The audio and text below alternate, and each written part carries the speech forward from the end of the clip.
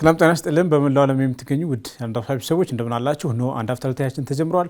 በቅድሚያ ዋናው ነግዷቻችን እናስተዋውቃችሁ። ህወሓትና ሻዕቢያ የጀመሩትን ግንኙነት አጠናክረው የኢትዮ ኤርትራን ድንበር በይፋ መክፈታቸውን ጽምዶ የተሰኘውን እንቅስቃሴ የሚያራግቡት የኤርትራና የትግራይ ሰዎች በስፋት እየገለጡ ነው። በተለይም ከትናንት ምሽት ጀምሮ ይህ መረጃ በስፋት እየተሰራጨ ነው። ሻዕቢያና ህወሓት ድንበሩን መክፈታቸውን ተከትሎ እንግዲህ የሸቀጣሸቀጥ እንደዚሁም ደግሞ የጦር መሳሪያ ልውጦች ጭምር እየተጧጧፉ እንደሆነ የሚያመላክቱ መረጃዎች እየወጡ ነው።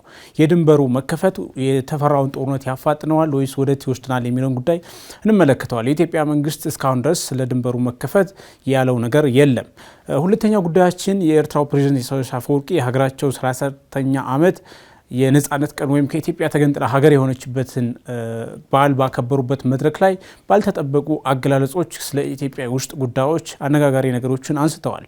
የኢትዮጵያ መንግስት እንግዲህ የውጭ ኃይሎችን ገዛ ተጠቅሞ ኢትዮጵያን የጦርነት ቀጠና አድርጓል፣ እኛንም ሊወረን ነው የሚሉ በርካታ ክሶችን አቅርበዋል። እንግዲህ የጦርነት ዝግጅቶች እንዳሉ እሳቸው የክተት አዋጅ ካወጁ በኋላ በኢትዮጵያ በኩል እንደዛ ዝግጅት አለ ብለው እንግዲህ አይቀሬ የተባለውን ጦርነት እየመጣ መሆኑን የሚያመላክት ንግግር አድርገዋል። ምን አንደምታለው የሚለውን ጉዳይ እንመለከታለን። ሶስተኛ ጉዳያችን የአሜሪካ ኤምባሲ ባለፈው ሳምንት የፌዴራል መንግስቱ እንደዚሁም ደግሞ የኦሮሞ ነጻነት ሰራዊት እንደዚሁም ደግሞ የፋኖ ኃይሎች ለድርድር ዝግጁ እንደሆኑ ማስጠንቀቂያ ማውጣቱ ይታወሳል። መንግስት በጉዳዩ ላይ ምላሽ ባይሰጥም የፋኖ ኃይሎችና የኦሮሞ ነጻነት ሰራዊት ለኤምባሲው ጥሪ ምላሽ ሰጥተዋል። እሱ እንመለከተዋለን። አብራችሁ እንድትቆዩ በአክብሮት እንጋብዛለን። ደሬና ማንዴ ናችሁ? ሰላም መልካም። የመጀመሪያው ጉዳያችን እንግዲህ የኢትዮ ኤርትራ ድንበር መከፈት ጉዳይ ነው። እንግዲህ ጽምዶ የተሰኘው የሻዕቢያና የህወሓት ሰዎች ጥምረት ወይም ደግሞ ግንኙነት አንቀሳቃሽ ሰዎች ድንበሩ ከትናንት ጀምሮ በይፋ ተከፍቷል ነው እያሉ ያሉት። ከዛ በፊት እንግዲህ ድንበሩ ላይ የልውጦች ሲያደርጉበት እንደነበረ በአደባባይ የሚታወቅ ነገር ነው። በይፋ ተከፈተ ሲባል የትግራይ ኤርትራ ድንበር በይፋ ተከፈተ ነው እየተባለ ያለው። ከዚህ ቀደም እያነሳን ነበር። እንደ ሀገር ነው አክት እያደረጉ ያሉት። እንግዲህ ድንበር ያን ሉዓላዊ ሀገር የኢትዮጵያ ሉዓላዊ ግዛት አካል ነው። የኢትዮጵያ መንግስት እውቅና ሳይሰጥ ድንበር መክፈት ማለት በቀጥታ የጦርነት እንደ መቀስቀስ አይነት ነገር ነው ያለውና እንዴት ትመለከተዋል? አመሰግናለሁ መርሻ። እንግዲህ ምናልባት የኢትዮ ኤርትራ ድንበር ኦፊሻሊ የተዘጋው የኢትዮ ኤርትራ ጦርነትን ተከትሎ ነበረ። ከዛ ደግሞ የዛሬ 7 ዓመት ለውጥ መጣ ሰሞን። ከለውጡ ጋር ተያይዞ አስመራና አዲስ አበባ መካከል ያለው ችግር በእርቅ በንግግር ስፈታ ያው የተዘጋውን ድንበር ሰዎች ከዛም ወደዚህ መምጣት ከዚህም ወደዛ መሄዱ እንቅስቃሴዎች ተጀመሩ። ይህ እንቅስቃሴ በኋላም በተፈለገው ልክ እንዳይፋጠን የሆነው ህወሓት በሚያደርገው በወቅቱ በምናስታውሰው ነገር እስከ አስመራ ድረስ ሄዶ ከፍተኛ የሻዕቢያ የጦር አመራሮችን ለመግደል ሙከራ ሁሉ ያደረገበት ሰዓት ነበረ። እዚህ ያለነው መንግስትን ለማጥፋት ቅድሚያ አስመራ ያለውን መንግስት መፈንቀል ነው ያለብን በሚል ነገር ጦርነቱን ከመከፈቱ በፊት በሚያደርጋቸው ነገሮች ኦኬ እነዚህ ሰዎች እርቅንም ሰላምንም አይፈልጉም፣ በዚህ ምክንያት በዚህ ጫና ምክንያት በሰፊው በትግራይ በኩል ያለው ኢትዮጵያና ኤርትራን የሚያገናኘው መንገድ ሁለቱ መንግስታት ማለት የአስመራ መንግስትና የአዲስ አበባ መንግስት ፍቃደኛ ቢሆኑ በመሃላከላቸው ተሸንቆሮ ባለው በኤርትራ በህወሓት ምክንያት ዝግ ሆኖ ነው ከረመው። ምናልባት ጥቂት እዚች በሁመራ በኩል ያለችው አንዳንድ ሰዎች በዛ ወደዛም ያልፋሉ ወደዚህ ይመለሳሉ። ኤርትራ መጨረሻ ላይ ኦፊሻሊ አይኤ ነገር አልሆነም፣ ለብሔራዊ አደጋ ስጋትም የተጋረጠብን ስለሆነ የህወሓት ነገር ልባት እስኪያገኝ ድረስ በመሬት በኩል መገናኘት የለብንም የሚል አቋም እስከሚወስድ ድረስ ማለት ነው። ይሄ እንግዲህ የለውጡ ሰሞን ማለት ነው። አሁን ይህንን ለምንድን ነው ያነሳው? አንድ ሀገር ሁለት ሀገር መካከል ችግርም ሲፈጠር እንደ ሀገር ነው ድንበሩ የሚዘጋው። ሰላምም ሲወርድ ደግሞ ድንበሩ የሚከፈተው እንደ ሀገር ነው የሚከፈተው ማለት ነው እንጂ የጋምቤላ ክልል አመራር ወይ ፕሬዝዳንት ወይ ክልሉ አመራሮች ከደቡብ ሱዳን ጋራ ያለውን ድንበር በራሳቸው ፍቃድም አይዘጉም፣ በራሳቸው ፍቃድም አይከፍቱም ማለት ነው። ይሄን እንደዚህ አይነት እንቅስቃሴ ውስጥ ከገቡስ ታዲያ የሚል ነገር ነው በጣም መሰረታዊ ነገር ማለት ነው። ሁሉ ጊዜ ድንበር በማን ነው የሚጠበቀው? በፖለቲከኛ እኮ አይደለም የሚጠበቀው። የመከላከያም የመጀመሪያ ስራው የሚባለው ዳር ድንበር መጠበቅ ነው። ስትራቴጂክ የሚባሉ ቦታዎች ላይ ከሱዳን ጋር ያለን ድንበር ላይ ድንበር ስትራቴጂክ የሚባል ቦታ ላይ ቤዝ ያደርግና ይጠብቃል። ከኤርትራ ጋር ያለን ቦታ ላይ ስትራቴጂክ የሚባል ቦታ ላይ ቁጭልና ይጠብቃል። ከጅቡቲ ጋራም ከሶማሊያ ጋራም ያለን በእንደዚህ ደረጃ ነው ማለት ነው። ስለዚህ ሁል ጊዜ እዛ አካባቢ መከፈትና መዘጋቱን ቁጥጥር የሚያደርገው መከላከያ ነው ማለት ነው። አሁን እንግዲህ የህወሓት አንደኛው ቡድን ከሻዕቢያ ጋራ ተሰልፈን ትግራይን እንዳውም እንደ ነፃ መሬት አድርገን የሁለቱን ጦር እዛ ጋር አቀናጅተን ወደ ማዕከላዊ መንግስት የምንገሰግስበት መንገድ ነው ብሎ ካመቻቹ በኋላ አሁን እችን ድንበር ከፍተናል የምትለው ነገር እርግጥ ነው። ድንበሩ ከመከፈቱ በፊት ባለፈ በደንብ አውርተን ነበረ። ከዛም ወደዚህ ይመጣሉ ወታደራዊ አመራሮች፣ ከዚህም ወደዛ ሄዳሉ። በዚህ ሂደት ውስጥ ያሉ ፖለቲከኞች ስብሰባቸውን የሚያደርጉት እዛኛው ክፍል ላይ ነው። ስለዚህ ድንበሩን እንትን ያደረጉት ድንበሩ መሻገሩ ጉዳይ በተደጋጋሚ ከፌዴራል መንግስት ውጪ በሆነ መንገድ ግንኙነቶች የተደረጉ ነበረ ማለት ነው። ይህንን ግንኙነት እንዲያቆሙ ለጀነራል ታደሰ ተነግሯቸው ነበረ። አሁን ደግሞ ይግረማችሁ ብሎ ጀነራል ታደሰ በይፋ ትግራይን እንደ አገር እንድንቆጥርና ከፌዴራል መንግስት እውቅና ውጪ ከኤርትራ መንግስት ጋር ለዛውም ሌላ ችግር ውስጥ ገብተን ባለንበት ሰዓት ላይ ድንበሩ መከፈቱ አግባብ ነው አግባብ አይደለም፣ ያስፈልጋል አያስፈልግም ብለው ነገር ፌዴራል መንግስት አጤ ነው ሀገሪቷን የሚያስተዳድረው ፌዴራል መንግስት አጤ ነው ባልወሰነበት ሁኔታ ላይ አይ እኛ እኮ በራሳችን እንወስናለን ብሎ ጀነራል ታደሰ ያደረጉት ነገር ነው ማለት ነው። ኦኬ ይሄን ድንበር መከፈቱን ጉዳይ የነ ጀነራል ታደሰ ውሳኔ ከሆነ ጀነራል ታደሰ እና ፌዴራል መንግስቱ መካከል ያለው ግንኙነት ምንድነው የሚለው ነገር ማየቱ በጣም ጠቃሚ ይመስለኛል ማለት ነው። እኔ ተደጋጋሚ አንስቻለሁ። ጀነራል ታደሰ ለአዲስ አበባ እንደመታደር እዚህ ይመጣሉ። ጅማ ሜዶ ጋቢ ለብሶ ይመለሳሉ። ባህር ዳር ሜዶ የሆነ ነገር ወስዶ ይመለሳሉ። ነገር ግን ስትራቴጂክ የሆነውን ፖለቲካል የሆነ ውሳኔና መመሪያ እየወሰዱ ያሉት ከአስመራ ነው። ይህን ድንበር ሲከፈት ማስቆም እንኳን ባይችሉ ለፌዴራል መንግስት ሪፖርት ማድረግ አልነበረባቸውም ወይ? ሻዕቢያ ገፍቶ ከሆነ ወረራ ነው፣ እሱ አንድ ነገር መታወቅ መቻል አለበት። አይ እዚህ ያሉት ወታደራዊ ክንፉ ከፍቶ ከሆነ ፌዴራል መንግስት ጀነራል ታደሰ ምንድነው ያሳወቁት ጉዳይ የሚለውን ነገር ይህን ካላረጉ በይፋ ተጠሪነታቸው ለአስመራ ሆኗል ማለት ነው። ኦኬ ይህን ነገር ለምንድነው መክፈት የፈለጉት የሚለው ነገር አንዱ ላይ ነጥቦችን ላንሳና ከዛ ወደ ሌላ ነጥብ እንሄዳለን። እንግዲህ አንዱ ይህን ማድረግ የተፈለገው ፕሮቮኪንግ ነው። ምንድነው ፕሮቮኪንጉ? ይህን ስገር ስታረገው ፌዴራል መንግስት አሁንም ይሄ ነገር ትክክለኛ መረጃ ከሆነ ባይከፈቱ እንኳን ነገ እንደዚህ አይነት ውሳኔ ሊወስኑ ስለሚችሉ መከላከያን ወስዶ እዛ ድንበር የማስቀመጥ ግዴታው ነው ያለ ማለት ነው። ዳር ድንበሩን የማስጠበቅ አሁን እነሱ ይህንን ያደረጉበት ምክንያት መከላከያ ወደዛ አካባቢ እንዲወጣ ስለተፈለገ ነው። ከዛ መከላከያ ሲሄድ ምንድነው ሊፈጠር የሚችለው የሚለውን ነገር ነው። ሪሊ አጨብጭቦ ይቀበላሉ ወይስ ይዋጋሉ? ከተኮሱበት ጦርነቱ በይፋ ተጀመረ ማለት ነው። ፌዴራል መንግስቱ ደግሞ መከላከያን የማይልኩ ከሆነ ነገ የኤርትራ ሰራዊት አስመራ ድረስ ምንድነው መቀሌ ድረስ ሲመጣ ከዛ ያለ የቱ ጋር ነው የኤርትራ ሰራዊት ልንመክቶ የሚገባው ብለው ነገርን በደንብ ሊሰመርበት ይገባል። እነሱ ለፕሮቮኪንግ ሊጠቀሙበት ነገር ነው ማለት ነው። ሁለተኛ ነገር ይፋዊ የሆነ ባለፈ ብለናል እነሱ ጨርሰዋል። በፖለቲከኛ ደረጃ በወታደራዊ አመራሮች ደረጃ ጨርሰዋል። ህዝብ ለህዝብ እንዴት እናደርግ የሚል ነገር ነበር ባለፈ የተጨንቃቸው ነበር። ለምንድነው ህዝብ ለህዝብ የኤርትራ ህዝብም እንዲህ ለመቆርቆዛችን ሻርክ ልጆቻችን ለመብላቱ ለስንት አይነት መከራ ለመጋለጣችን ትልቁ ተጠያቂ የትግራይ ህዝብ አድርጎ ነው አይደለም። ቲፔልፍን አልኩ አይደለም እኮ የትግራይ ህዝብ አድርጎ ነው ወስዶ የሚገርመኝ ነገር ማለት ነው።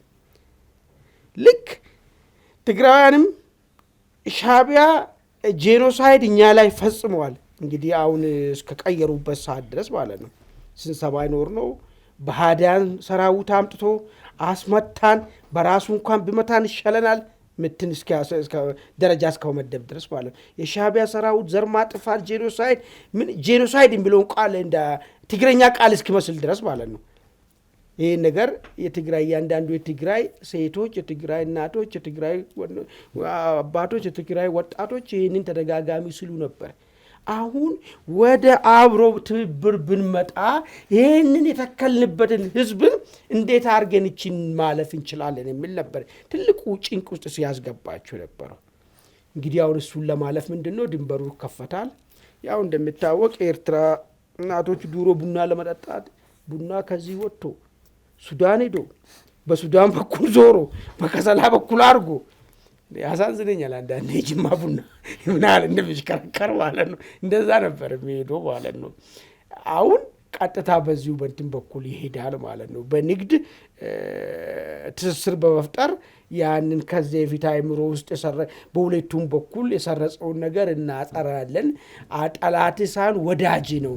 ጤፍ የሚያመጣልህ ነው፣ ቡና የሚያመጣልህ ነው፣ የተለያየ ነገር የሚያመጣልህ ነው የሚለውን ነገር እንዲወስዱ በዛ በኩልም አይነት እንደዚህ አይነት ስሜት እንፍጠርና ይህን ከፈጠር በኋላ ቀጥታ ወደ ጦርነቱ እንሄዳለን፣ ህዝቡ ያግዘናል የሚል ነገር ነው እያመጡ ያሉት። ነገር ግን ይህም በተመለከተ ቆራጦች ደግሞ ከቲፒኤልኤፍ ሰዎች ተነስቷል። እነ ጀነራል ዮሐንስ እኔ ዘምታለሁ ነው እያለ ነው ያለው ጀነራል ዮሐንስ። ይሄ የማይሞከር ጉዳይ ነው። ሻዕቢያ ትልቅ ስጋት ውስጥ ገብቷል አለ። ምንድን ነው ያነሳው? ባለፈ የኛ አንስተን ነበረ። ሪቨርስ የሌለው ነገር ለሻዕቢያ አደገኛ ነው የሚሆን ጦርነቱ ቢጀመር ከሆነ ምንድን ነው ሻዕቢያ ታሪክ የሚሆንበት እድል ይመጣል። ከተሸነፈ ማለት ነው። ሻዕቢያ የሚባል ነገር ታሪክ የሚሆን ሻዕቢያ ታሪክ ሆኖ ብቻ አይደለም የሚቀረው። የኤርትራ ጣፋንታም ከእንደገና ሊወሰንም ይችላል። አናውቆም። አሁን ባለ ደረጃ ላይ ይቀጥል ይችላል። የሆነ ጄኔሬሽን ተነስቶ የለም እንደዚህ እስር ቤት ውስጥ ከሚታስቀምጠኝ እንደዚህ በጨለማ ውስጥ ከሚቀመጥ ዋይናት 30 ምናምን ዓመቴ ነው ወደ ወንድምና ወደ እናት ሀገሬ ልመለስ የሚል ቡድን ብነሳ በምን ታውቃለህ? አይታወቅም ይሄንም ነገር። ስለዚህ ይሄንን ስለሚሸጋ ሻዕቢያ አለ። ሁለተኛ ምንድን ነው ያነሳው ጀነራል ዮሐንስ በጣም ኢምፖርታንት ነገር፣ ሻዕቢያ ከሴንተሩ ወዳጅ የለውም አለ።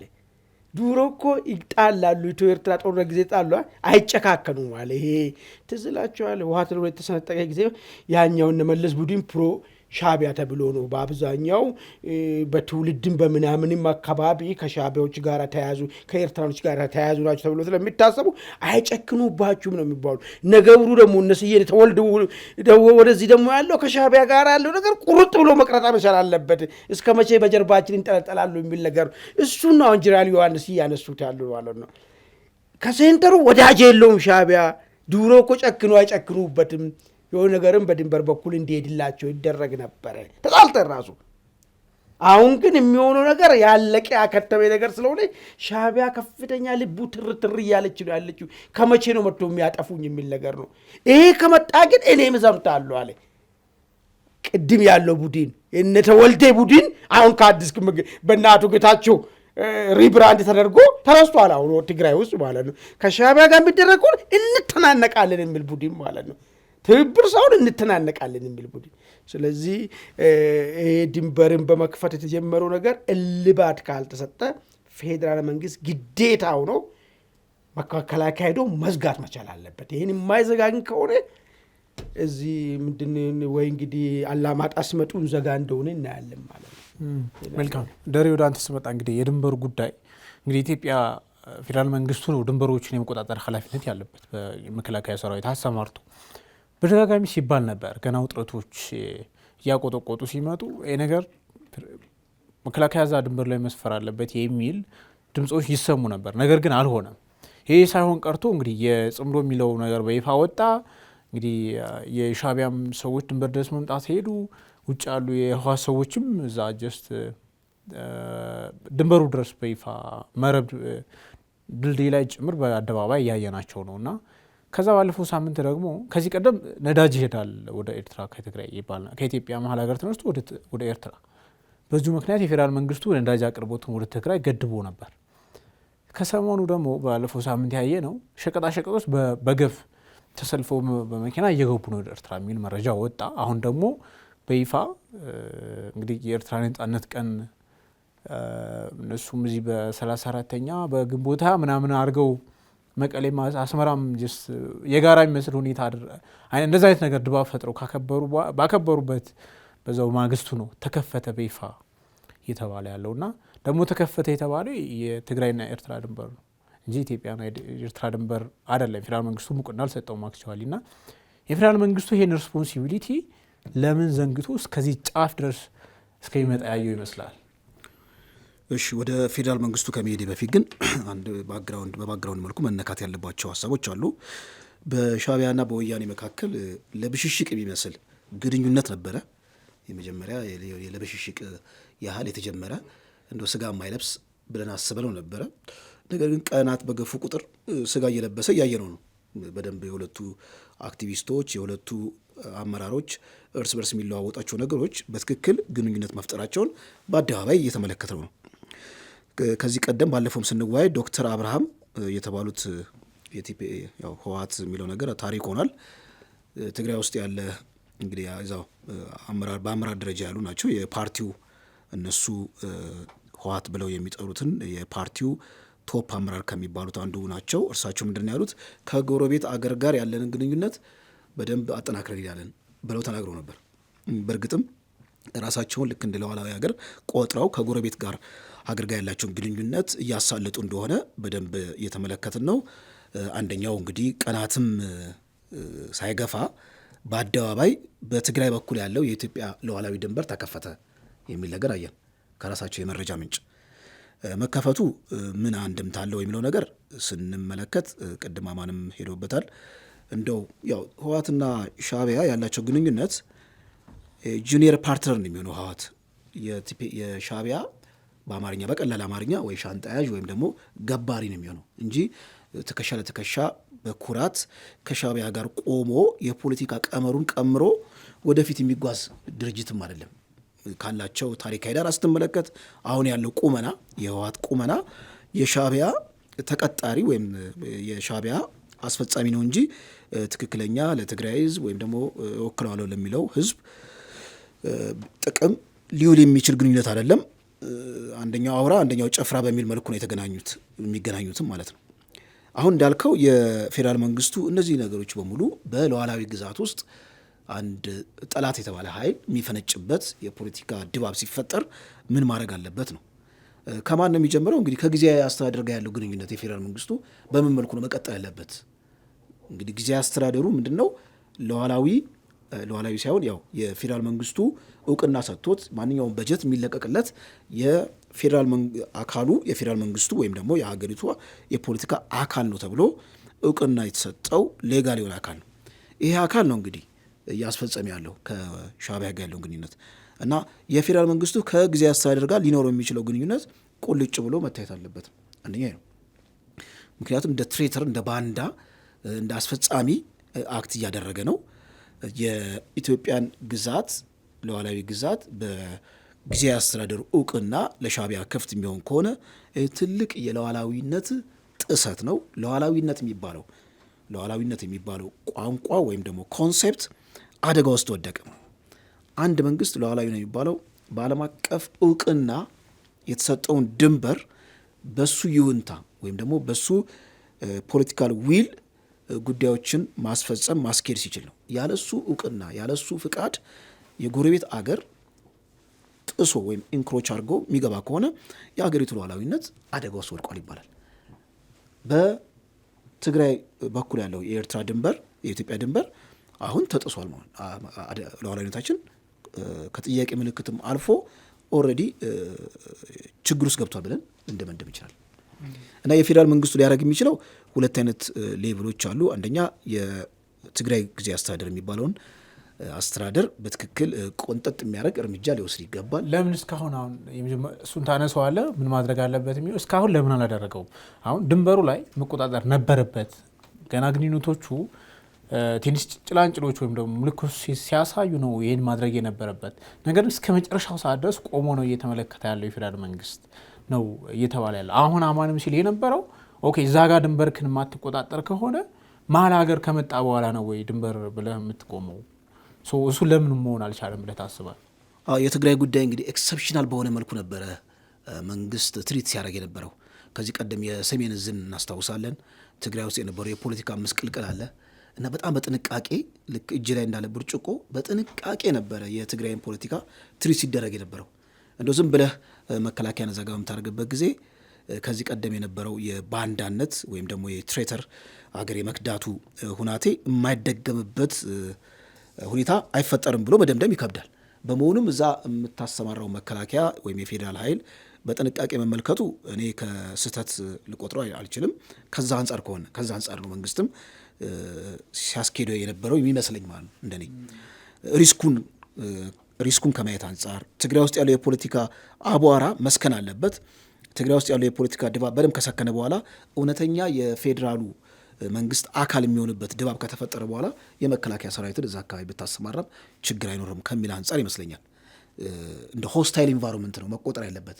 ምክንያቱም አልሰከነማ። ከዚህ ቀደም እኮ አይተነዋል ትራክ ሪከርድ። ሰሜን ዕዝ የሚባል ግዙፍ የሀገሪቱ 60% መከላከያ ሰራዊት እዛ የደረሰበትን ውድመት እናውቃለን። እና ከእንደገና አሁንም እዛ ወስደህ መከላከያ ሰራዊትን አልባሌ በሆነ መልኩ እዛ ጋር ብጥደው ስህተትን መድገም ነው የሚሆነው። እና ከዛ አንጻር ጥንቃቄ መውሰዱ የሚከፋ አይደለም። በዛ መልኩ ይመስለኛል። አሁን ግን ገፍቶ ከመጣ ሻዕቢያ እየፎከረ ነው። በሁለተኛው መስመር የምንሄድበት አለ። የፕሬዚዳንቱ ንግግር አለ። ብዙ አንድምታ፣ ፖለቲካዊ አንድምታ ያለው የሚተነተን ነገር አለው። ሻዕቢያ እየፎከረ ነው። ድንበራችን ተከፍቶ ወለል አድርጎ ተከፍቶ ከጠላት ጋር የሚያበር ደግሞ የወያኔ ኃይል አለ። ይሄንን እንግዲህ መንግስት በጣም በጥንቃቄና ብዙ ርቀት ሄዶ እላፊ ጉዳዮችን መመርመርና እርምጃ መውሰድ ካልጀመረ አደጋ አለው የሚለው አደጋ አለው መውሰድ አለበት ነው። ሁለት አይነት ሌቭሎች አሉ። አንደኛ ጊዜ አስተዳደሩን ማስታገስ ያስፈልጋል። እዚህ ፈርመው የሄዱት አለ ጀነራል ታደሰ የኢትዮጵያ ሉዓላዊነት በተመለከተ በምን መልኩ ማስተናገድ እንዳለባቸው ይሄን እንግዲህ ፈርመው ሄደዋል። አሁን እሱ ውሃ በላው በቃ የሆነ ሼልፍ ላይ ወርውሮታል። ፈርመው የወሰዱትን ነገር እየተገበራለም እና ጊዜ አስተዳደሩን በምን መልኩ ነው ትሪት መደረግ ያለበት? የኛ የፌዴራል ከኛ ታክስ ወጥቶ የፌዴራል አካል ተብሎ በትክክል ስራ ማስኬጃ የሚለቀቅለት በጀት የሚለቀቅለት የኢትዮጵያ የግዛት አካል ከጠላት ጋር ተባብሮ እንደዚህ አይነት አደገኛ ስራ የሚሰራበት ጊዜ የፌዴራል መንግስቱ ምንድነው አይነት እርምጃ መውሰድ ያለበት የሚለው አንድ ሶፍት ፓወር መጠቀም ነው። ሁለተኛ የኃይል እርምጃዎችን መውሰድ የሚችልበትን አማራጭ በደንብ መጤን ያለበት ይመስለኛል። መልካም አማን፣ ላንተ መፍትሄ ለአንድ ሀሳብ እንድትጨምሩልኝ። ምናልባት የፌዴራል መንግስቱ አሁን መከላከያ ማስገባት አለበት እያልክ ነው። ደሪያውን ሲያነሳ የነበረው ስጋትም ውሃ የሚያነሳ ነው በአንድ በኩል። ኦኬ እዛ ማስገባት ለጥቃት ማጋለጥ ነው። ኦኬ እዛ መከላከያ ድንበር ላይ ማስቀመጥ ደግሞ ሊመጣ የሚችለውን ነገር ወይም የሀገር ክልል ሉዓላዊነት መሀል ገብተህ ድንበር ከምታሰምር እዛ ጋር ማስቆም ነው የሚል ሀሳብም አቅርበሃል። እና እነዚህ ነገሮች እንዴት ነው የምታያቸው? በመሀል ያሉት አጣብቂኞች ምንድን ነው መሰለህ? ሉክ አሁን እነዚህ በቲፒኤልኤፍ ሰዎች የሚመጣው ሊጫወቱ የሚፈልጉ ፖለቲካ ከዚህ በፊት የምታስታውሱ ከሆነ የትግራይ ግዛታዊ አንድነት ተይዞ ነው ያለ። ፌዴራል መንግስቱ መከላከያውን ብዙ ጊዜ ይከሳሉ። ይህን እንኳን ማስመለስ ያልቻለ ምናምን ብሎ ማለት ነው። ያኔ ይህን ጫወታ የሚጫወቱ ለምንድን ነው? መንግስት እነሱ ከዚህ በፊት በአልጀርሱ ላይ ማለት ነው ሌላ እንኳን ሌላ ለእንትንም የተቀላቀለ ሰው የለም። ጦርነቱንም ሲመሩት ማለት ጦርነቱንም ሲያስቡት ጦርነቱንም ሲያከናውኑ እርቁንም ሄዱ እዛ አልጀርስን ሲፈራረሙ ማለት ነው ስምምነቱንም ሲፈራረሙ ወስነው መጡትን ነገር ሽሮ ፌዴራል መንግስቱ ሄዶ ያን መሬትን ለማስመለስ ንጥቂያ ውስጥ ቢገባ ሻዕቢያን እንበቀላለን የሚል ነገር ሀሳብ ነበራቸው እነሱ መጀመሪያ ማለት ነው። እሱም ብዙ ጊዜ ገፉት። እነሱ ሚዲያዎችም ይሄን ነው በቃ በሁሉ ነገር ጊዜ ላይ የሚገፉት ነበር። ይሄን ጉዳይ ነበር። ይሄ ሳይሆን ቀረ። የሚፈልጉት ግን እውነት ያንኑን ባድሜን እንዲያስመልስላቸው በቃ ባድሜን ቢያስመልስ እነሱ ባጠፉ መንገድ ፌዴራል መንግስት ባድሜን መልሶ ቢያስመልስላቸው ፌዴራል መንግስትን ለማመስገን አይደለም። ሻዕቢያና ፌዴራል መንግስት መካከል ጦርነት ቢፈጠር እኛ እድላችንን ልንወስን የምንችልበት ከፌዴራል መንግስት ጋር ሆነን ሻዕቢያን ካወረድ በኋላ ብቸኛ በቀጠናው ላይ የተደራጀ ብሔርተኛ ኃይልኛ ነው የምንሆነው፣ እንሞክራለን መልሰን ወደ ፌዴራል መንግስት የሚል ህልም ነበራቸው። ያው ጌታቸው ተናግረዋል። ብዙ ሰዎቹ ማሰብ እንደተሳናቸው ማለት ነው። አሁን የሚሆን ነገር ነው ወይ ብለህ ብታስብ በፍጹም የሚመስል ነገር አይደለም። ግን እነሱ እንደዚህ ነው የሚያስቡትና ማለት ነው። እሱ ሳይሆን ሲቀር ፌዴራል መንግስቱና ሻዕቢያ መካከል አለመግባባቶች እየተፈጠሩ ሲመጡ እሱን ካፒታላይዝ እያደረጉ መጡ። አሁን ድንበሩን ሲከፍቱት ከፈቱት አይደል? ነዳጅ ይሄዳል፣ ሸቀጥ ይሄዳል፣ የተለያየ ነገር ይሄዳል። ከሱ በላይ ደግሞ ሻዕቢያ እንኳን በምጽዋ በኩል የሚያስገባ ሬሳ ማንሻ እንኳን ቃሬዛ እንኳን ማስገባት እንደማይችል ይታወቃል፣ ማዕቀቡ እስኪነሳለት ድረስ። ነገር ግን በዚህ በከሰላ በኩል ከሱዳን ውስጥ የሚያጨበርብሩና ከአልቡራን ጋር ሆኖ እንትን የሚለውን መሳሪያ ያመጣል። እሱ ዙሮ ይገባል ማለት ነው። አሁን ይህን ልታስቆም እንቅስቃሴ ስታረጎ የጦርነቱ መነሻ እንዲሆን ነው ማለት ነው። ወይ ደግሞ ድንበሩን ለመዝጋት ስትሞክር የጦርነቱ መነሻ ዝም ብለህ ስታየው ደግሞ ምንድን የሚያደርጉ መሰለ ኤርትራ የቱ ጋ ነው ኢትዮጵያ የቱ ጋ ነው እስክትል ድረስ እስክጠፋ ድረስ ሰራዊቱንም ያመጣሉ። ስለዚህ እነዚህ ሰዎች ምንድን ነው እየፈለጉ ያሉት ማለት ነው? ጦርነቱ እንዲጀምር እየፈለጉ ነው ያሉት ማለት ነው። አሁን መንግስት እንደኔ ምን ማድረግ አለበት? ደረጀ ቅድም ያነሳ ነገር አለ። መከላከያን እዛ ቦታ ውስጥ መውሰድ ሆስታይል ኢንቫይሮንመንት ነው፣ ኖርማላይዝድ አልሆነም፣ የባለፈ ስሜት አለ። ይህ ባለበት ሁኔታ ሌላ ችግር ሊፈጠር ይችላል በኖርማል ሁኔታ ከወሰድኮ። ኦኬ። ስለዚህ ምንድነው መደረግ ያለበት? አንድና አንድ የመጀመሪያ እርምጃ መውሰድ ያለበት መንግስት ምንድነው ይሄንን ሴራ እየጠነሰሱ ያሉትን ቁጭ ብሎ ተቀላቢ ተብሎ ካምፕ ውስጥ ቁጭ ብሎ ያለውን የዚህ ምግብ እንመራለን የሚሉትን እንኩቶ እሱን ትጥቅ ማስፈታት ነው መጀመሪያ በተፈለገ በማንኛውንም አይነት ኮስት ማለት ነው ፌዴራል መንግስት ማድረግ ያለበት እሱ ነው። በቃ መጀመሪያ ሻዕቢያም አሁን እጁ እንደዚህ የሚሰነዝረው ምናምን የሚለው ሁሉ ነገሮች ጫወታው መተማመኛ የሚሆነው በዚህ ሰራዊት ላይ ተንተርሶ ነው። ያ ቃል ሻዕቢያ ቅድም ብለናል፣ ተከትሎ ይመጣ ከሆነ መልስን መልሶ የሚሆነው ነገር ሻዕቢያን ብቻ ከስልጣን ማውረድ ሳይሆን ኤርትራንም ጥያቄ ውስጥ ሊከት የሚችል ነገር ሊፈጠር እንደሚችል እስከዚህ ድረስ ያቃታል ሻዕቢያ ጉዳዩ ማለት ነው። ለምን አዩ 30 ምናምን ዓመታት ከዚህ እኮ ኤርትራ ሲንጋፖር ትሆናለች ብሎ እኮ ተፍቶ ሄዱ ሰዎች እኮ በብስጭት እኮ በደም ግፊት እኮ ነው ያለቁት እኮ። ሀብታም ነበርኩ ስለ ሀብታም ነበርኩ ብላ አታውራዬን ብላ ወደ አከር እየተባለ ማለት ነው። እዚህ ነጭ ጤፍ የለመደውን ሁሉ ማለት ነው። ስንት አይነት ማዕድ ውስጥ ያሰቡት ነገርና ህዝቡ የተፈጠረውን ነገር የሚታወቅ ነገር ህዝቡ ያውቃል። አሁንም ቀዳዳ ነው የሚፈልገው። ባለፈም እልል ብሎ መሬት የተሳመበት ጦርነቱ ብቻ ማብቃቱ ብቻ አይደለም፣ ብዙ ምናፍቆ ነገር አለ። በመለየቱ የመጣውን ነገር አለ። ሩም ከሰጠው ሌላ አጀንዳ እንደሚያመጣ ይታወቃል ህዝብ ማለት። ስለዚህ ይሄንም ሊመጣ ይችላል።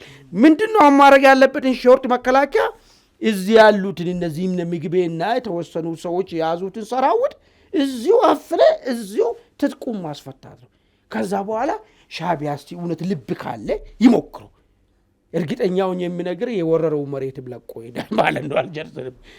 ይሄን ነው መደረግ ያለበት መጀመሪያ ፕራይመሪ እሱ ይመስለኛል ማለት ነው። አመሰግናለሁ አማን። ወደ ቢሶቻችን ወደ ሁለተኛ ጉዳያችን እናልፋለን። በዚሁ ሁለተኛ ጉዳያችን እንግዲህ ፕሬዚዳንት ኢሳያስ አፈወርቂ ስለ ኢትዮጵያ በኤርትራ የነጻነት በዓል ላይ ያደረጉት ንግግር ነው። እንግዲህ ያልጠበቁ አገላለጾችን ተጠቅመዋል። እንግዲህ ፕሬዚዳንቱ ምን አንደምታ አለው የሚለውን ጉዳይ እንመለከታለን።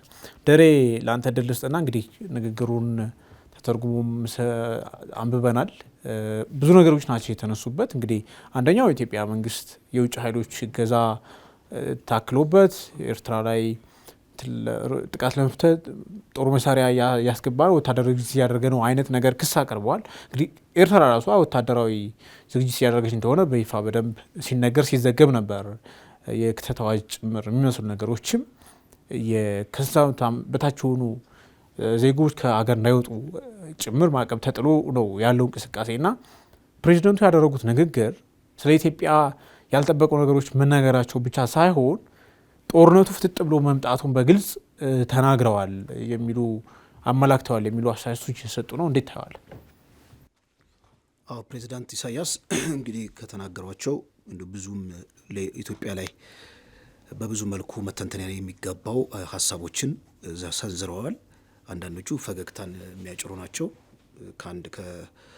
ከኤርትራ ከምትባል እጅግ በጣም በኢኮኖሚ ከደቀቀችና ፍጹም ጨለማ ከሆነ ስርዓት ውስጥ የአንድ መሪ ማለት ነው ለኢትዮጵያ ምክር ቢጤ ጣል ሲያደርግ ትንሽ ፈገግታን የሚያጭር ነገር ነው። እሱንም ነከዋለሁ። ዞሮ ዞሮ ሁለት መሰረታዊ ፖይንቶች አንስተዋል። አንደኛ ኢትዮጵያ ዜግነት ላይ የቆመ ፖለቲካን ከማራመድ ይልቅ ይሄ ብሔር ተኮር ፖለቲካን በማራመዷ እርስ በርሷ ስትባላ ኖራ ከዛ ለውጥ መጣና እኛም በዛ በለውጡ ትልቅ ተስፋ ሰንቀን ነበረ። ኋላ ላይ ከድጡ ወደ ማጡ ገባች የሚል ነገር አስቀምጠዋል።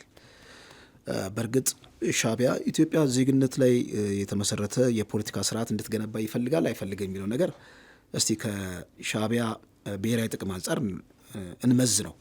ኢትዮጵያ በእርግጥ ዜጋ ተኮር ፖለቲካ ላይ ሆነን ለመናገር ማለት ብትቆም ጠንካራ ሀገር ነው የምትሆነው። ውስጣዊ አንድነቷ በጣም የጎለበተ ለኢኮኖሚ፣ ለፖለቲካ፣ ማህበራዊ ልዕልና የተመቸች ሀገር ነው የምትሆነው። በእርግጥ የኢትዮጵያ ልዕልና ለሻዕቢያ ምቹ ሁኔታ ይፈጥርለታል። ምክንያቱም ኢትዮጵያ የቀጠናው ሀያል ልትሆን አይፈልግም። ድንክዬ እንድትሆን ነው የሚፈልገው። ድንክዬ ደግሞ ለመሆን በብሔር እርስ በርሳችን የምንሻኮት ሀገር መሆናችን ይፈልጋሉ። አንዳንድ ሀሳቦች አሉ። ይሄ ብሔር ተኮር ፖለቲካው ወደ እነሱም ስለሚዛመት እነሱም ትርምስ ውስጥ ይገባሉ እና ከራሳቸው አንጻር ነው ይሄ ነገር የሚከላከሉት የሚል ሀሳብ አለ።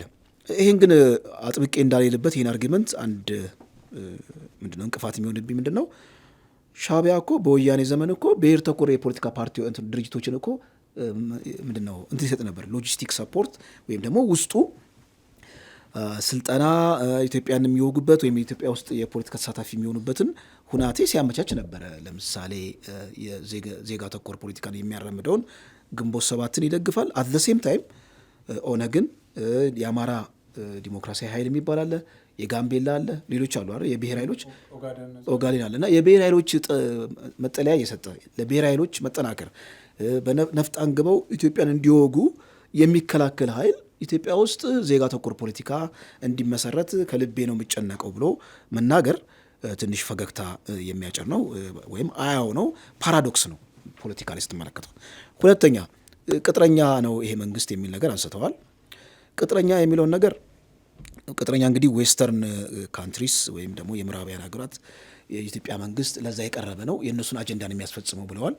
በቅርቡ አምባሳደር ማሲንጋም ወደዛ ወደ ሽሬ አካባቢ ሄደው ነበር አለ። አንዳንድ መረጃዎች ሲወጣ ያየሁት ምንድን ነው የሚለው በኢትዮጵያና በሻዕቢያና በወያኔ መካከል ያለውን ግንኙነት አስመልክቶ ነው የሚል ሊክ ያደረጉ መረጃዎችን አይቻለሁ። በእርግጥ በዛ መልኩ ነው አይደለም የሚለው ነገር ማረጋገጥ ይፈልጋል። ዞሮ ዞሮ ግን እኔ ቅጥረኛም ሆነ መንግስት ማለት ነው የፌዴራል መንግስቱ ሌላም ስም ሰጥተው የቀይ ባህርን አክሰስ ለኢትዮጵያ የሚያስመጣልኝ ከሆነ ሌላም ታይትል ብንለጥፍበትም ችግር የለብኝም። ምክንያቱም እኔ ዋናው ዓላማዬ ኢትዮጵያ ያጣቸውን ይሄ የባህር በር ጉዳይ በማንኛውም ኮስት ከማንኛውም ኃይል ጋር አሊያንስ ክሬት አድርጎ ቅጥረኛም ሆኖ ቅጥረኛም ሳይሆን ወይም በሌላ ማዕቀፍ ውስጥ ገብቶ ኢትዮጵያን ብሔራዊ ጥቅም ማስጠበቅ ከቻለ እሰየው ነው የምለው። ማጨብጭብለት መንግስት ነው የሚሆነው እንደዛ ከሆነ ማለት ነው። የእነሱ ዴፊኒሽን ቅጥረኝነት ዴፊኒሽን አብዛኛው ጊዜ ከዚህ ከአሰብ ጋር በተገናኘ ከቀይ ባህር ጋር በተገናኘ ስለሆነ አሁን ግጭት መፈጠር የጀመረው አሰብን ክሌም ማድረግ ቀይ ባህርን ክሌም ማድረግ ሲጀመር ስለሆነ ቅጥረኝነቱ ከዛ አንጻር ከሆነ ተቆርቋሪ መንግስት ብዬ ልደግፈው ይገባል የሚል ነገር ነው። ሶስተኛ በጣም እና ትኩረትን የሳበው እንግዲህ የፕሬዚዳንት ኢሳያስ የሚመሯት ኤርትራ በኢኮኖሚ እጅግ በጣም የደቀቀች የዓለም ጭራ የሆነች ሀገር ናት።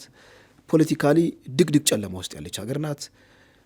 ዜጎቿ በጣም ምጣኔ ሀብታዊ ድቀት ውስጥ የገቡ በማንኛውም መልኩ ስደትን እንደ መጀመሪያ አማራጭ የሚቆጥሩ የሻርክ ሲሳይ የሚሆኑበት አለ። በዚህ በሊቢያ አካባቢ ሲሰደዱ ኢትዮጵያ ውስጥ ደግሞ በጣም በርካታ የኤርትራ ወንድሞቻችን ስደተኞች አሉ። ሌላ መጻኢ እድላቸውን ለመወሰን ማለት ነው። ይህን ሀገር የሚመራ ፕሬዚዳንት በእውነቱ የሆነ የሲንጋፖር ፕሬዚዳንት ነው የሚመስሉት ሲያወሩ። በጣም ሁሉም ነገር በቃ የተመቻቸ ሀገር እየመሩ ለኢትዮጵያ ምክር ጣል የሚያደርጉ ነው ይመስለው እና ቶኑ ስትመለከት የሚያስተላልፉት መልእክት ስትመለከት 30 ዓመት ውስጥ ድቅድቅ ጨለማ ውስጥ ያለች ሀገር የሚመሩ አይመስሉም። እና ከዛ አንጻር ኢትዮጵያን ለመምከር የሄዱበት ርቀት በጣም አስቂ ነው። እንደው ሌላው ደግሞ በአብዛኛው ጊዜ እንደ ጎረቤት ሀገር እንግዲህ ሁለታችንም እንግዲህ ፌዴራል ምንድነው ሉዓላዊ ሀገር ነን ከተባልን ጎረቤት ሀገርን አትመክርም እኮ አይደል? በሉዓላዊነት ኮንሴፕት እንዴት አንተ ለጎረቤት ሀገር ምክር ጣል ታደርጋለህ እንዴ? እኮ ሉዓላዊነት ራሱ ምክር ብቻ ሳይሆን ምንድነው ፌዝ የሚመስል ነገሮች ፌዝም ደግሞ ልክ እንደ ፕሪስክሪፕሽንም ልክ አሁን ሐኪም ስትታመም ሄደህ በምታከምበት ጊዜ ምንድነው የሚለው በቃ ከዚህ መድኃኒት ለመፈወስ ወይም ከዚህ በሽታ ለመፈወስ ይሄ መድኃኒት እንዲህ ውሰድ ብሎ ፕሪስክራይብ አድርጎ ይሰጣል አለ። እሳቸውም ልክ እንደ ፕሪስክሪፕሽን ቢጤ ልክ ለበሽተኛ እንደሚሰጥ ፕሪስክሪፕሽን አይነት ነገር ነው ንግግራቸው ላይ የምትመለከተው። እና ይሄ ትልቅም እንደው ንቀትም ድፍረትም ነው ለመናገር። ኢትዮጵያ ትልቅ ሀገር ነች፣ ሉዓላዊ ሀገር ነች። ስለዚህ ዜጎቿ በማንኛውም አስፔክት የፌዴራል መንግስቱ ወይም ስልጣን ያለው መንግስት የመቃወም መንግስት ላይ ሀሳባቸውን የመግለጽ በተለያየ መልኩ የራሳቸውን እድል በራሳቸው መወሰን የሚችሉ ዜጎቿ ናቸው። እና ከሻዕቢያ የሚመጣ ምክርም ሆነ መልካም ነገር ስለሌለ እንደው እዛው የራሳቸውን ሆምወርክ ቢሰሩት ጥሩ ነው የሚል ነገር ነው። መልካም አማን፣ ወደ አንተ ስመጣ እንግዲህ ፕሬዚደንቱ ያቀረቡት ሀሳብ ብዙ ነገሮች አሉት። ለመጀመሪያ ጊዜ የጠቅላይ ሚኒስትር አብይ አህመድ አስተዳደር ጋር የነበራቸው ግንኙነት በይፋ ፍቺ እንደተፈጸመ የተናገሩበት ነው። እንግዲህ ማለት በአደባባይ የሚታወቅ ነው። ዲፕሎማቲካሊ ያሉትን ሁኔታዎች መዝነህ ይሄ ነገር በቃ ፌል አድርጓል፣ ወደ ተቃርኖ መስመር ገብቷል የሚለው ነገር ብዙ ጊዜ ስንል ነበር። ግን ከኤርትራ በኩል ለመጀመሪያ ጊዜ ነው ፕሬዚደንቱ ግንኙነቱ ተስፋ ተጥሎበት ነበር ግን ተጨናግፏል የሚል ነገር አቅርበዋል። ከዛ በተሸገረ ደግሞ ወደ ተቃርኖ መገባቱንም በእንደዚሁ የኢትዮጵያን መንግስት በመተቸት ወይም በመወንጀል ገልጸውታል። እንዴት ነው የምታየው ያቀረቡት ነገር? ጥሩ እንግዲህ ሁለት ሀገር መልካም ግንኙነት ቢኖራቸው ለዛውም አብረን የኖርን ህዝቦችን አንድ ህዝብ ሁለት ሀገር ነው እና ተሳክቶላቸው ጥሩ ግንኙነት ቢኖራቸው የተሻለ ነገር ነው። ካልሆነ ደግሞ ሁሉም ራሱን ችሎ በራሱ መንገድ የሚኖርበትን ሁኔታ ምርጫው እሱ ነው ሆኖ ማለት ነው። ነገር ግን ይህም ምርጫ ከተወሰደ አንዱ አዋቂ አንዱ አላዋቂ ሆኖ አንዱ ምክር ሰጪ አንዱ ደግሞ መመከር ያለበት ሁኔታ ውስጥ ነው ወይ ያለ ነው። አሁን ንግግራቸው ስታይ እርግጥ ነው ፕሬዝዳንት ኢሳያስ በእድሜ ትልቅ ሰው ናቸው። አሁን ግን የእድሜ ጉዳይ አይደለም፣ አገርን ወደ ተሻለ ምዕራፍ መውሰድ መቻሉ ነው ጋር ነው ጥያቄ ያለው ነገር ማለት ነው እንጂ እድሜማ ቢሆን ኑሮ ከድንጋይ በላይ ዋና የሚችል የለም። ውሃ ውስጥ በዚህ ብዙ 100,000 ዓመት ስለኖረ ማለት ነው። እንዴት ነው አገርን ወደ ተሻለ ሁኔታ ዜጎቹን በተረጋጋ ሁኔታ መምራት የቻለበት እና በሚል ነገር ነው ምክርን መመካከርም ካለብን ምክር ሰጪና ተቀባይም ቢኖር ማለት ነው። እንግዲህ እሳቸው ያነሱት ኢትዮጵያ ያለው መንግስት በቲፒኤልኤፍ ዘመንም የወስተርን ተቀጣሪ ነበረ፣ አሁንም ያ ነገር ነው ተደገመው የሚል ነገር ቅጥረኛ ነው የሚል ነገር ነው ያነሱት። ምንድን ነው ቅጥረኝነት የሚለውን ነገር ራሱን የትርጉሙ መታወቅ ያለበት ነገር ይመስለኛል። አንድ ሀገር የራሱን ብሔራዊ ጥቅም ትቶ ለሌላ ሀገር ብሔራዊ ጥቅም ሲባል ብዙ ነገር የሚያደርግ ከሆነ ይህ ሀገር የራሱን ብሔራዊ ጥቅምን አሳልፎ የሸጠ ጥቅመኛ ነው፣ ይህ ቅጥረኛ ነው ብለን ነው እንግዲህ መውሰድ የምንችለው። ቅጥረኛው በቁጥረኝነት መለኪያው በሱ ስለሆነ ማለት ነው። እውነት ሻዕቢያ ኢትዮጵያ መንግስትን በቅጥረኝነት ቁጥረኛ ጦረኛ ነው ለሆነ አገር ብሔራዊ ጥቅም ሲባል ይዋጋል አይነት ስሜት ነው ያለው። ትርጉሙ እንደዛ ወደዛ ነው የሚሄደው። ሪሊ ኢትዮጵያ ውስጥ በተካሄዱ ጦርነት የኢትዮጵያ ብሔራዊ ጥቅምን ለማስከበር የተደረጉ ጦርነቶች ናቸው ወይስ የሌላ አገር ብሔራዊ ጥቅም ለማስከበር የተደረጉ ጦርነቶች ናቸው? አንዱና ትልቁ እኮ በቃ አውዳሚ የሚባል ጦርነት ያካሄድ ነው ከቲፒኤልኤፍ ጋር ነው። ቲፒኤልኤፍ ምን አስቡ ነው? ቲፒኤልኤፍ እኮ ሌላ ምንም በምርጫም ባይሆን በእርግጠኝነት እንደው 90% በላይ ኢትዮጵያኖች አንፈልግህም ብሎ ወጣቶች እኮ በቲፒኤልኤፍ ታንክ ፊት ለፊት ቆሞ መግደል የሚችለውን ከፈጀ በኋላ ከዚህ በላይ መቀጠል እንደማይችል ሲያቅ እኮ ነው እኮ ስልጣኑን ለቆ ለውጡ መጣ። ከዛ ተገፍትሮ ሄዶ ከተገፈተረበት መልሶ መመለስ አለብኝ ማለት መልሼ እነዛን 90% በላይ የሆኑ ኢትዮጵያኖችን ፍላጎትን ክራሽ ላርግ ብሎ ነው መጣ። ይሄ መከላከል ቅጥረኝነት ነው። እንዳው ኢሚዲየት ኮዙን እንተውና የሰሜን ኢዝ ላይ የተደረገውን ነገር እንተውና ዋናው ቲፒኤልኤፍ አንግቦ የመጣ ነበሩ ነገር ሂድ ብለን አባረን ነው ሸኝ ነው በጉልበት ተመልሼ እመጣለሁ ያለውን ሰው መክቶ መመለስ ቅጥረኝነት የቅጥረኛ ጦርነት ነው ወይ? ይሄ ማንን ልናገለግለው ነው ይሄን ጦርነት ያደረግነው? ማንን ለማስደሰት ነው ይሄን ጦርነት ያደረግነው? ኢትዮጵያኖች ከጫፍ እስከ ጫፍ እሪ ብሎ ተነስቶ ሄዶ መብታቸውን ያስከበሩ ቲፒኤልኤፍን የደቆሱት ማንን ለማስደሰት ነው? ይሄ ሁሉ ኢትዮጵያን ይሄ እኔ እንደሚገባኝ ይኖሬ እብሪትና ንቀት አቅልሃለሁ አይን ነገር ጋሽ ኢሳያስን በ80 ዓመታቸው ማለቅ ብሎ የሚያስቸግራቸው አባዜ ይመስለኛል። ከዛ ውጪ አንድ መንግስት ማንኛውም መንግስት ስርዓት ላይ የሚያምጽበትን ለመመለስ ይሞክራል። በጦር መጣውን በጦር መልሳል። ይሄንን አይ ለምንድን ነው መንግስትን አሳልፈ ያልሰጠ ስላልሰጠ አንተ ቅጥረኛ ነህ ምን ነው እሱ ኢሳያስ እዛ እንዳው ጋዜጣም የለ ሚዲያም የለ ምንም የለ እንዳው ቃል የሚተነፍስ ሰው ምንድን ነው የሚያረጉት? እሱ እዛ የሚያስረው የሚገለው የሚያሰቃየው ከዚህ ሀገር መኖር አልቻልኩም በቃ የተስፋ የለውም ጨለማ ነው ብሎ የሚወጣውን ድንበር ላይ ሲያገኝ 13 ዓመት ሲያስር እሱ የማን ጥቅም ለማስከበር ነው ይሄን ያደረገው? በዚህ ደረጃ እንኳን እኔ የጠፍቶታል። አይ ቲንክ እድሜ ስላለ እኔ እረዳለሁ። ከዛ ውጪ ደግሞ የሆነ ያው የነበረ የብሪት ምናምን ስላለ አሁን ምን ያረጋል? አሁን ባዶ እግሩ ነው እኮ የብሪት እኮ አይሰራም። ይዞ መገኘት ነው ያለብኝ ነገር ማለት ነውና ጠቃሚም አይመስለኝም። ሁለተኛ እንደው የኤርትራን አሁን የተከተለችው ያለችው መንገድን ቅጥረኛ አይደለም ብለን እንወስድና ኢትዮጵያ የተከተለች ያለችው ቅጥረኝነት ነው ብለን ብንወስደው ከዓለም ተገለ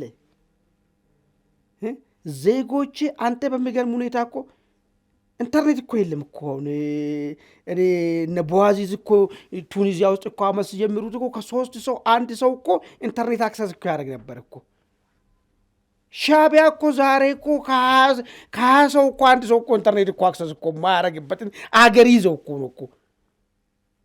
ይሄ ነው ቅጥረኝነቱና እዚህ ኢትዮጵያ ያለው ዜጎች እንደፈለጉት አክሰስ የሚያደርጉትን ሚዲያ መኖሩን ህገ መንግስት መኖሩ ምንም ቢሆን ምርጫ እኮ እናካሂዳለን እኛ 34 ዓመት እኮ ምርጫ እኮ አላካሂድ መንግስት እኮ ነው እኮ። ይሄንን ተሞክሮ አድርጎ የሚነግረን ይሄንን ነው። እናንተ ቅጥረኞች ናችሁ የሚለን ጣቢያ ላይ እኮ ሰው 13 ዓመት ይታሰራል ህግ የለማ። እኛ እኮ ብዛም ነስም ከ48 ሰዓት ላይ እኮ ፍርድ ቤት ቀርበ የሆነ ነገሮች ይደረጋሉ። ጣቢያ ላይ ጠያቂ ሳይኖር 14 15 ዓመት ትታሰራለ። ሚዲያ ሲባል የአርቲቪ የሚባለው አለ የኤርትራ ቲቪ እሱ ነው በቃ አከተመ። ሐሳብን በነፃነት መግለጽ የሚባል ነገር የለ። ሚዲያ ነፃነት የለ። የመደራጀት ነፃነት የለ። ህገ መንግስት የለ። ይሄንን ነው ወይ እኛ ቅጥረኛ ሆነን እነሱ ነፃ ሆኖ ያመጡት? ይሄንን ነው እንደ ተሞክሮ እየነገሩን ያለው ወይ? አሳፋሪ ነው። ለራሱ ሲያወራ ሰውየው መዛጋቸውን ያዩት እኔ ጋሽ ሳይዙ ከብሬን እኮ ነው እኮ እንዴም እንደምትናገረው ነገር የሆነ የተሻለ ነገር እኮ ይዘ እኮ የሆነ ነገር ሊመስል የሚችል ነገር ይዘ ታወራለ። እዛ ቤት ያለውን ግን ጉድን ይዘ ያን ጉድ ይዘ አሁን ስለ እንትን ስታወራ ስለ መብት ስለ ቅጥረኝነት አንተ ቅጥረኛ ነህ አንተ ቅጥረኛ ነህ ስትል እኮ ነፃ ነኝ እኮ ያልክ እኮ ነው እኮ። ኤርትራ ህዝብ ግን ነፃ ነው ወይ ነው እኮ። ነፃማ ቢሆን ኑሮ አንተ የ8 ዓመት ልጅ እንኳን ይሰደዳል ቢያመቸው 8 ዓመት ልጅ ማለት ነው። ይሄ እንደዚህ አይነት ማህበረሰብ እንደዚህ አይነት ብሔር ግንባታ ይዘ ስለምኑ እንደሚወራ እኔ አላቆምና ያው ከርጅና ጋር ተያይዞና ከመዛግ ጋር ተያይዞ የመጣ ነገር ይመስለኛል። አጠቃላይ ምንም እንትን ያለ ነገርም ያለም አይመስለኝም። እኔ እነሱ እኛን ለመምከርም ሞራሉም የላቸውም፣ ያሉበት ሁኔታም አይፈቅድላቸውም። በጣም ተራርቀናል። ይህን ደግሞ ያው ዜጎቻቸውም ያውቃሉ። እና እንዲሁ ዝም ብሎ ወጥቶ በአመት አንድ ጊዜ ስታወራ ብዙ ስለማታወራ ምንም የከረፋ ነገርም ቢሆን በአመት አንዴ ስለሚወራ እንደ ኢሹ አድርገን እኛ ሚዲያ ላይ ስለምናወጣው ነው እንጂ ምንም ፍሬ ያለው ነገርም አይመስለኝም። ግን አንድ ነገር አለ እንግዲህ በኢትዮጵያና በኤርትራ መካከል አሁን ውጥረት አለ። የውጥረት ወደ ጦርነት እያመራ ያለበት ፍጥረት ከጠበቀው በላይ ነው የሚሉ ሀሳቦችን እንሰማለን። ፕሬዚደንት ኢሳያስ ይሄን ነገር ነው እየነገሩን ያሉት። ኦኬ በቀይ ባህር በምናምን እያሰበቡ በአፋር ህዝብ በምናምን በባህር በር ይገባኛል ጥያቄ እያሳበቡ እየተዘጋጁብን ነው አይነት ነገር ነው ይዘት ያለውም ነገር ተናግረዋል። ጦርነቱ አይቀሬ መሆኑን በእሳቸው አውዳዊ አነጋገር ተገልጿል የሚሉ አስተያየቶች አሉ። እሱ ላይ እንዴት ነው የምታየው? አሁን ኢትዮጵያ ውስጥና ኤርትራ ውስጥ ካለው ውጥረት ካያይዘ እንግዲህ ስለ ቀይ ባህር ስለ ምንድን ነው ስለ አሰብ አላይተን ነው። እኛ ቀይ ባህር ላይ ቅርብ ሆነን መውጫ ጣን ሀገራት ነን። 120 ሚሊዮን በላይ ህዝብ ነን። አክሰስ ማድረግ የምንችልበት አማራጭ ይፈለግ የሚል ሀሳብ መጣ። እንደ አንድ በቅርብ ርቀት ላይ እንዳለው ሰው ስለ ታሪኩን ተው ነበረ ምናምን የሚለው ነገር ምንተው እንደ ቅርበት ላይ እንዳለው ህዝብ ይሄን ጥያቄ ማንሳታችን እኔ ምኑ ጋር ነው ኃጢአትነቱ? ሰው መክሮን ነው ይሄን ጥያቄ ያነሳው?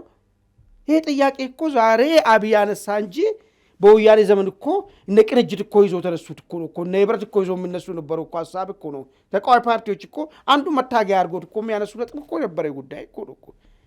እልፍ ስትል ደግሞ ከዛ በፊት አገር ያለ በር እንዴት ይኖራል ብሎ እኮ ዋጋ የከፈሉ እኮ ምጽዋ ላይ እኮ እነ ጀነራል ተሾመ እኮ ህይወታቸውን እኮ የከፈሉበት ቦታ እኮ ነው እኮ። ስንቶቹ እኮ ይህን ማቁሜ ከማየው ምን አለ ብሎ ባህር ውስጥ የገቡበት ነገር እኮ ነው። ምንም ይሄ አዲስ ነገር እኮ አይደለም። ይህን እንዴት ታነሳላችሁ? ይሄ መርሳት አለባችሁ ወይ የሚለውን ነገር ነው። ወይ ይሄ ባህር ጋር አክሰስ ተመለከተ የአሰብን ጉዳይ የተነጠቅነውን ነገር ትውልድ ይቃለ እንግዲህ ደግሞ ይህም እኮ ሞኝነት እኮ ነው። ይህም ቅድም እንዳልኩ መዛግ ነው እንጂ ዛሬ መንግስት ቤት በሚቀጥለው የመንግስት ቤት አሰብ የኛ ትውልድ የኛ ልጆች ማንሳታቸው አይቀርም። በእኛ ዘመን እንኳን ባይሆን ማለት በእኛ ዘመን ማስመለስም ባይበጣም የኛ ልጆች አንቆ ማስመለሳቸው አይቀርም። እውነቱን ልንገሬና ማለት ነው። ለዛም በጣም እኛ እንዳሁን ዲፕሎማቲኮችንን እኮ በዲፕሎማቲክ እኮ እያወራን እኮ ያለ ነው። ከዛም ባለፈ በውርደት ማለት ነው ትውልዱ ሄዶ ይቀበላል ይህንን እንትን ማለት ነው። ይህንን አስበ እንዴት ነው ይህን ታሪክ ማቃናት ያለብን የሚለውን ነገር ማሰብ ነው የሚሻለው። በዚህ በኩል እየመጡብን ነው፣ በአፋር እያደራጁብን ነው። በምን እያደራጅ ምን አፋር ማደራጀ በቃ እኮ እንሄዳለን እኮ ነው እኮ ብያለሁ። ከዚህ በፊት እኮ ይሄ በግልጽ እኮ ተናግሬያለሁ እኮ አሰብ ጉዳይ ላይ እኔም እዘምታለሁ። በእኔ ዘመን እንኳን ባሁን ደግሞ በልጄ ዘመን ሆኖ ይዘመታል።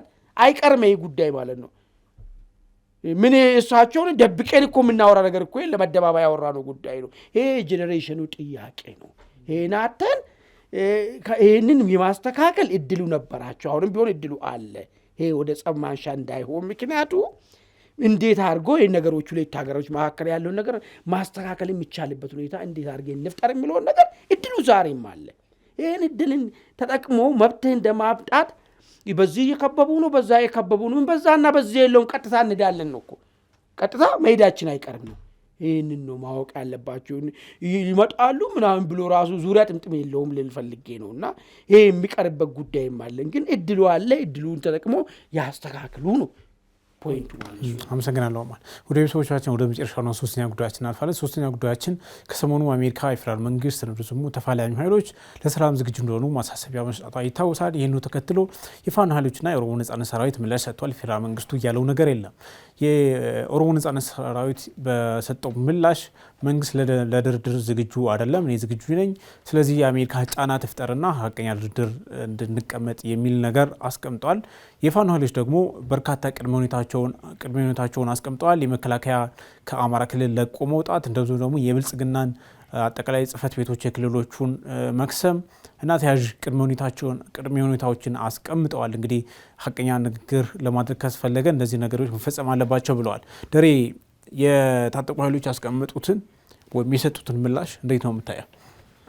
ከዚህ ቀደም እንግዲህ ስለ ንግግር ድርድር በሚነሳበት ጊዜ በስሜት አንዱ የታጣቂ ኃላፊ ወይም ደግሞ አንዱ የአንጃ መሪ ተነስቶ አይ መንግስትም ጋር መነጋገር የሚባል ነገር አይኖርም፣ ካሁን በኋላ የ4 ኪሎ መንበርን ከተያዘ በኋላ ከሌላው የኢትዮጵያ ሕዝብ ጋር አብረን እንወስናለን እንጂ ድርድር የሚባል ነገር የለም የሚል ነገር ብጥስጥስ ያለ ሀሳብ ነበር የምንሰማው። አሁን ትልቁ አድቫንቴጁ ምንድን ነው? አንደኛ የተዋሃደ ግንባር ሆኖ በደንብ የተብራራ ፕሪኮንዲሽኖችን ማስቀመጣቸው በአዎንታዊነት ሊወሰድ የሚችል ነው። የተቀመጠው እዛ ጋር ፕሪኮንዲሽን መንግስት ይስማማበታል አይስማማበትም የሚለው ነገር እሱ በሁለተኛ ደረጃ የሚመጣ ነው እና ልክ እንደዚህ የተጣጠሱ አደረጃጀት የነበራቸው በአንድ ማዕቀፍ ሆነው የሚፈልጉትን ነገር በፕሪኮንዲሽን መልኩ ማስቀመጣቸው በአዎንታዊነት ሊወሰድ ይገባል። ምክንያቱም መንግስትና ታጣቂ የፋኖ ታጣቂዎች ግማሽ ለግማሽ ግማሽ መንገድ እንኳን መጥተው ለመነጋገር እንኳን የተቀመጠ ዝርዝር ጽሁፍ ሊኖር ይገባል እና በዛ መልኩ ስንወስደው አዎንታዊ ነው። ከተቀመጡት ፖይንቶች አንዳንዶችን ለመዘርዘር ያህል እንዳልከው የብልጽግና ኦፊሶች ዲዞልቭ መደረግ አለባቸው። በክልል ደረጃ ፋኖ የክልሉን አጠቃላይ የስቴት መዋቅር መያዝ አለበት። ከዛ በኋላ መከላከያ መውጣት አለበት። መጀመሪያ መከላከያ መውጣት አለበት። ከዛ ወደ ትራንዚሽናል ገቨርንመንት ሊኖር ይገባል ነው። ያ ትራንዚሽናል ገቨርንመንት ሁሉን አቀፍ በአገሪቱ ያሉትን ሁሉም ኃይሎች ያቀፈ ትራንዚሽናል ገቨርንመንት እና ከዚህ በኋላ ወይም ከዚህ ጋር ጎን ለጎን ሊሆን ይችላል ዲያሎግ፣ ናሽናል ዲያሎግ፣ ሁሉን አቀፍ የሆነ ናሽናል ዲያሎግ፣ የምር ዲያሎግ ሊኖር ይገባል የሚል ነገር አስቀምጠዋል። እንግዲህ እነዚህ ዝርዝር ሀሳቦች ቴብል ላይ መቀመጣቸው በአዎንታዊነት ተወስዶ ነገር ግን መንግስት ሊስማማባቸውና ላይስማማባቸው የሚችሉትን ነገሮች በድርድር በንግግር ወደፊት የሚመጣ ነገር ነው። ለምሳሌ ጊዜ አስተዳደር ሲባል አሁን በትግራይ ጊዜ አስተዳደር አለ። ልክ በጊዜ አስተዳደር ደረጃ የፋኖ ኃይሎች በክልል ደረጃ ሆነው ምናልባት ሌሎች ፍላጎቶቻቸውን ወደ ጎን ትተው ተነጋግረው ግማሽ መንገድ መጥተው ከመንግስት ጋር የሚሰሩበት ወይም ደግሞ ከመንግስት ጋር በተወሰነ ደረጃ የሚስማሙበት ነገር አለ ወይ? ይሄ ከንግግር ከውይይት ከጭቅጭቅ በኋላ የሚመጣ ነገር። የመከላከያ ከክልሉ ይውጣ የሚለው መንግስት በሪስክ ደረጃ እንግዲህ የፋኖ ኃይሎች በጣም የታጠቁ ናቸው። በጣም ብዙ ቦታዎች አሉ። ስለዚህ መንግስት ከአማራ ክልል በሚወጣበት ጊዜ መንግስት እንደ ፌዴራል መንግስት ምን ሪስክ ይፈጥርብኛል የሚለውን ነገር እሱ ደግሞ በራሱ ካልኩሌት የሚያደርገው ነገር ነው። ምክንያቱም ሪስክ አለው የለውም ከመከላከያ ከአማራ ክልል መውጣት ምናልባት የአማራ ክልል እንግዲህ ለአዲስ አበባ ቅርብ ነው። ብዙ ታጣቂዎች ኃይሎች አሉ እና መከላከያ ከዛ መውጣቱ ለሴንትራል ገቨርንመንቱ ሪስክ አይኖረውም ወይ ተብሎ የሚጠየቅ የሚሞገትም ነገር ነው። ዲዞልቭ መደረጉ ሙሉ ለሙሉ ዲዞልቭ መደረጉስ በተወሰነ ደረጃ ሃይብሪድ የሆነ ስቴት አድሚኒስትሬሽን የሚፈቅዱበት ሁኔታ አይኖርም ወይ? የፋኖና በተወሰነ ደረጃ የብልጽግና ልክ አሁን ትግራይ ውስጥ 50 ሲደመር 1 ቲፒኤልኤፍ ሌሎች ኃይሎች ደግሞ እንደየአስፈላጊነቱ ገብተው ጊዜ አስተዳደር የሚል ተፈጥሯል እና በአማራ ክልል ደረጃ 50 ሲደመር 1 የፋኖ ኃይሎች ሆነው ሌሎች ኃይሎችን እንደተወሰነ ደረጃ ተወስዶ የሆነ አንድ ጊዜ አስተዳደር የሚፈጠርበት ፓኬጅስ እንደ አማራጭ ሊወሰድ ይችላል የሚለው ነገር እነዚህ ሁሉ ቴብል ላይ ተቀምጠው የሚወያዩበትና የሚከራከሩበት ነገር ነው። አሁን አንዳንድ ልክ የኦሮሞ ነጻነት ግንባርም የሚያነሳው ምንድነው የፌዴራል መንግስቱ የሚታመን አይደለም። ከዚህ ቀደም ታንዛኒያ ተወያይተዋል። ከተወሰነ ጊዜ በኋላ ያ ነገር እንደፈረሰ አይተዋል። ፕሪቶሪያ ስምምነትም እኮ ተፈጻሚ አልሆነም አይደል?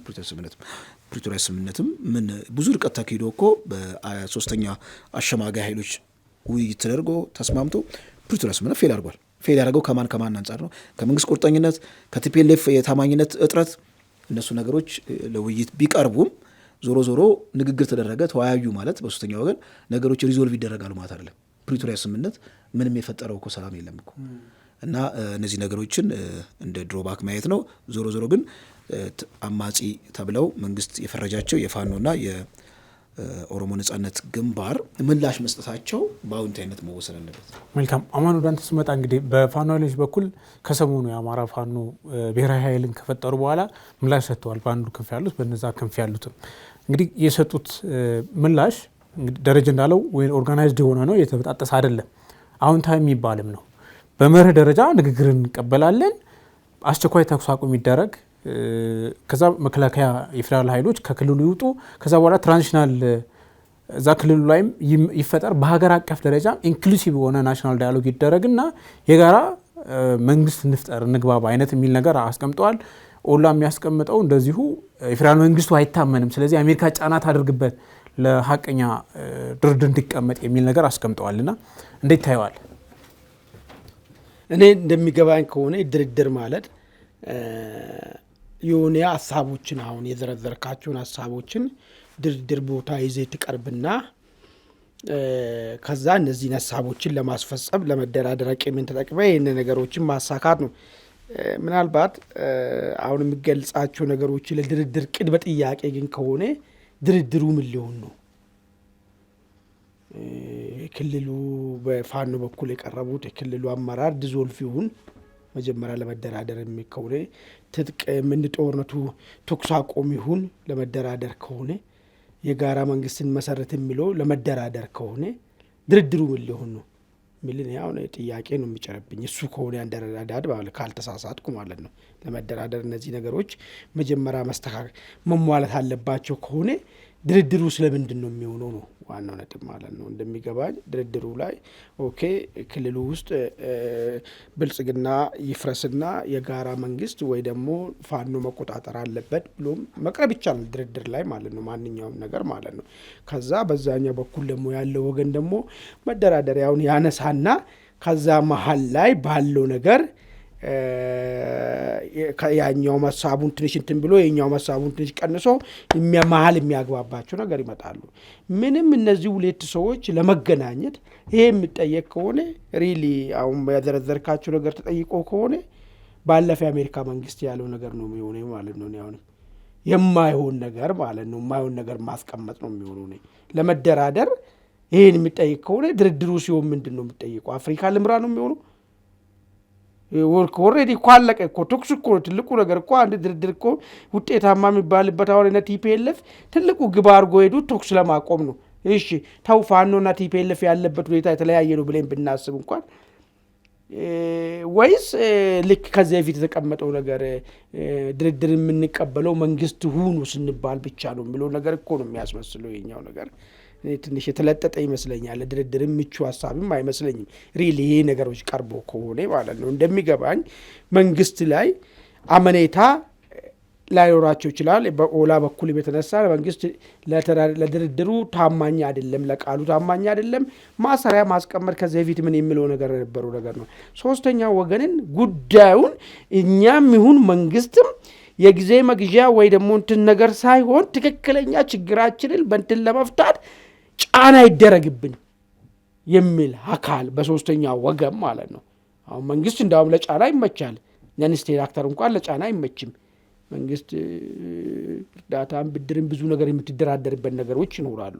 ለድርድር በነዚህ አድርጌ ታቀኛ ተደራዳሪ አድርጉልን የሚል ያስኬዳል። እሱ ነገር ግን ለማውራት ይህንን ይደረግልኝ የሚለው አይ አልደራደርም የማይመስለውን ነገር ይዞ መቅረብ ነው መስለኝ እኔ እስከሚገባኝ። አመሰግናለሁ ሀማል። ውድ ቤተሰቦቻችን ካለን ሰዓት አንጻር ዛሬውን አዳፈር ላይ ይዘን ላይ ቆይተናል። በቀጣይ እስከምንገናኝ ጤና ይስጥልን።